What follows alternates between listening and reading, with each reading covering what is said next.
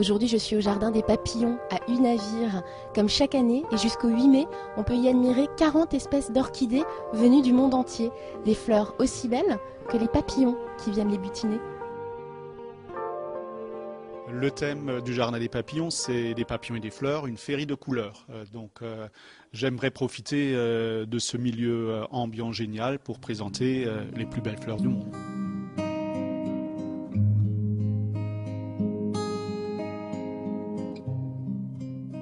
Depuis 1988, au Jardin des Papillons, on peut voir toute l'année une centaine d'espèces de papillons qui volent en liberté, des espèces pour la plupart protégées, comme les orchidées présentées en ce moment.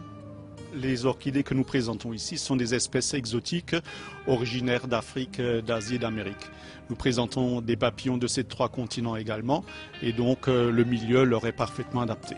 L'important pour vous, c'est aussi de sensibiliser le public à la protection de ces espèces qui sont souvent menacées. Oui, tout à fait.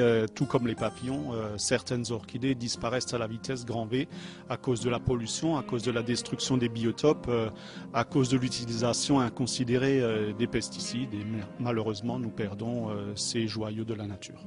Pourtant, c'est pas fondamentalement fragile, une orchidée. Non, tout comme les filles de l'air que vous pouvez voir là derrière, qu'on appelle des vandas, qui ne vivent que de l'humidité de l'air dans leur pays d'origine. Les papillons sont fortement attirés par les couleurs rouge, rose, mauve et bleu. Et ce sont ces orchidées-là que les papillons vont visiter principalement. Le truc bien avec cette expo d'orchidées, c'est qu'à la sortie, si vous avez envie, vous pouvez vous en offrir une à partir de 18 €. Seulement le problème, c'est qu'il n'y aura pas de papillons dessus.